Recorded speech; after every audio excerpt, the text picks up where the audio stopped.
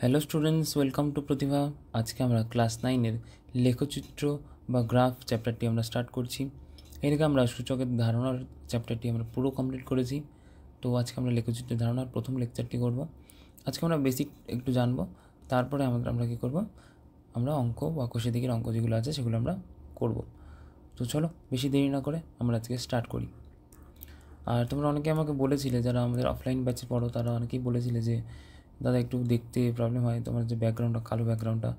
তো দেখো, নতুন এই ব্যাকগ্রাউন্ডটা হয়তো একটু ভালো লাগবে দেখতে, আশা করি প্রবলেম হবে না। এটা একটু পেপারের মতো দেখতে, আশা করি এটা প্রবলেম হবে না। কারণ অনেকেরই হয়তো চোখের একটু সমস্যার জন্য হতে পারে, বা হয়তো কালো ব্যাকগ্রাউন্ডটা অনেকের হয়তো চোখে লাগতে পারে। তো চলো আজকে আমরা এটাতে ট্রাই করে দেখি।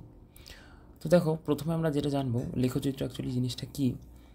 আমরা যে নাম্বার যে ইসেটা করেছো তোমরা, নাম্বারের যে লাইনটা করেছো, সংখ্যারেখা যেটাকে আমরা বলি, সেই সংখ্যারেখা আমরা অ্যাকচুয়ালি কী করেছিলাম, যে আমরা 0 থেকে স্টার্ট করেছিলাম।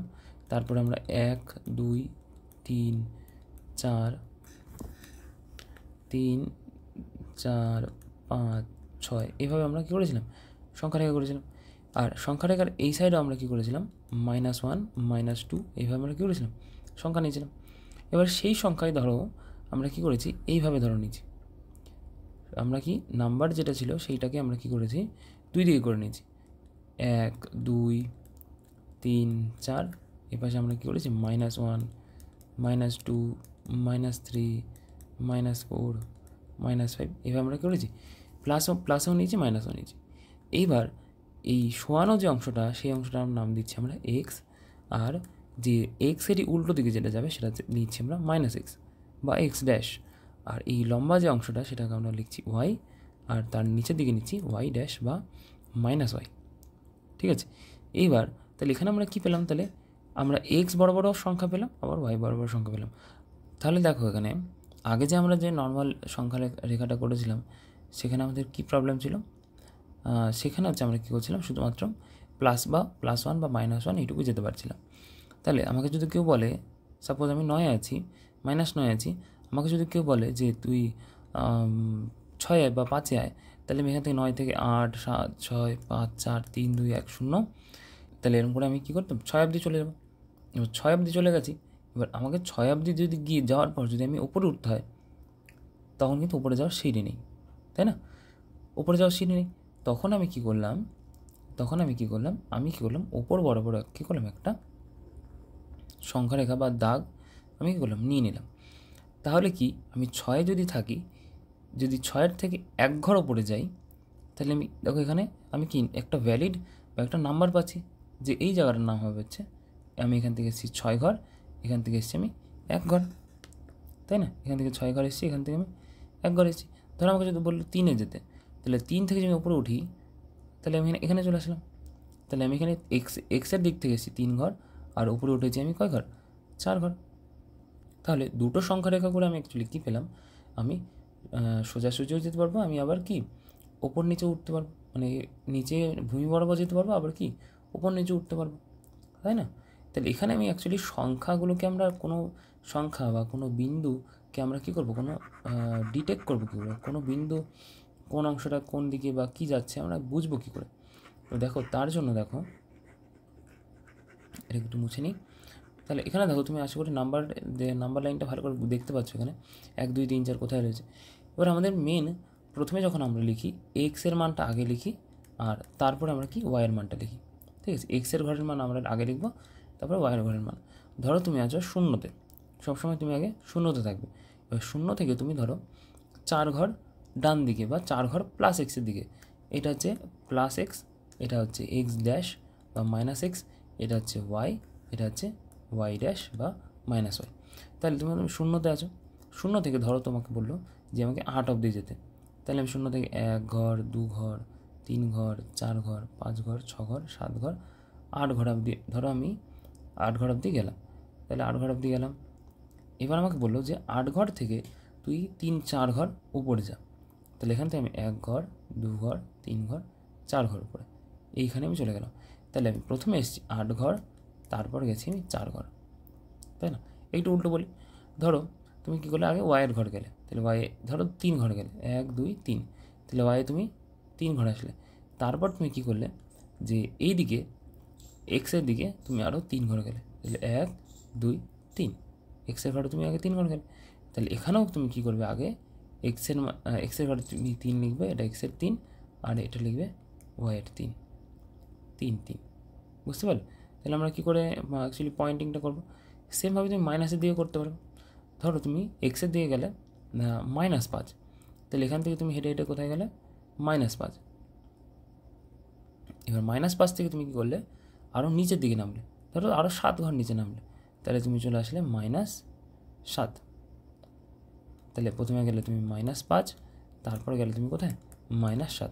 তাহলে এই পয়েন্টটার নাম কত হলো, -5, -7, বুঝতে পারলে? অন্য দিক দিয়ে ধরো তুমি ধরো এক্সের দিকে গেলে -4, এই ওয়াইয়ের দিকে গেলে -4, আর এক্সের দিকে গেলে 6 মানে কোথায় গেলো এইখানে। তাহলে এক্সের দিকে গেলে -4, তারপর তুমি ডান দিকে কোথায় চলে 6 ঘর আরও ডান দিকে সরলে, তাহলে 6 ঘর যেই ডান দিকে সরলে তাহলে এখানে চলে আসলে। তাহলে তুমি অ্যাকচুয়ালি কোথায় ট্রাভেল করেছো, 6 ঘর এক্সের দিকে আর -4 ঘর তুমি ওয়াইয়ের দিকে ট্রাভেল করেছো। এই ঘরে একটা দেখি, ধরো তুমি ওয়াইয়ের ঘরে গেছো 5 অবধি যাওয়ার পর তুমি কী করেছো, আরও 4 ঘর ধরো বাদিকে গেছো, তাহলে 4 ঘর তুমি আরও বাদিকে গেলে, যেই 4 ঘর বাদিকে গেলে তাহলে এখানে চলে আসলে। তাহলে এটার নাম হচ্ছে তুমি এক্সের ঘরে গেছো -4 আর ওয়াইয়ের ঘরে গেছো 5 ঘর, বুঝতে পারলে? এভাবে আমরা কী করবো, যে কোনো একটা বিন্দুকে আমরা কী করবো, আমরা চিহ্নিত করবো যে কোন বিন্দুটা কোথায় আছে। এটা হচ্ছে একটা তলের ওপর হলো। এবার এরপরে যদি আমি লম্বালম্বি আর একটা সংখ্যারেখা তুমি দিয়ে দাও, তাহলে সেটা ত্রিমাত্রিক বা 3D হয়ে যাবে।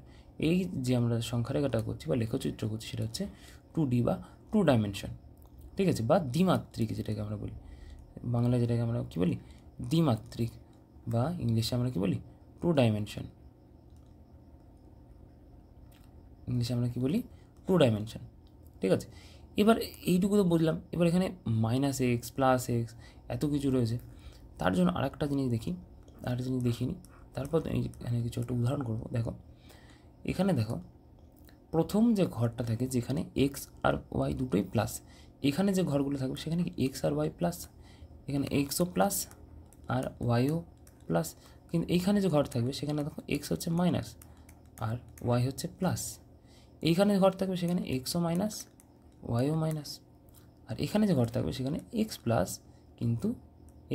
কিন্তু ওয়াইটা হচ্ছে আমাদের মাইনাস।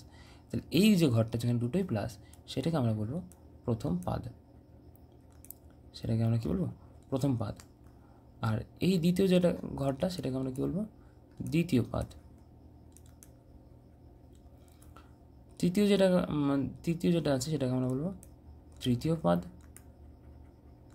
আর চতুর্থ যেটা আছে সেটাকে আমরা বলবো চতুর্থ পাদ, বুঝতে পারলে? তাহলে প্রথম পাদ, দ্বিতীয় পাদ, তৃতীয় পাদ, চতুর্থ পাদ। প্রথম পাদে কি দুটোই প্লাস, দ্বিতীয় পাদে হচ্ছে একটা মাইনাস মানে এক্স মাইনাস আর ওয়াই হচ্ছে প্লাস, আর তৃতীয় পাদে দুটোই মাইনাস, চতুর্থ পাদে একটা প্লাস একটা মাইনাস। আশা করি বুঝতে পারলে, ঠিক আছে। এই জিনিসটা একটু ইম্পর্টেন্ট। নেক্সট এবার আমরা কী করব, উদাহরণ করব কিছু, যে আগে যে জিনিসগুলো জানলাম সেটারই কী করবো, আমরা উদাহরণ করব।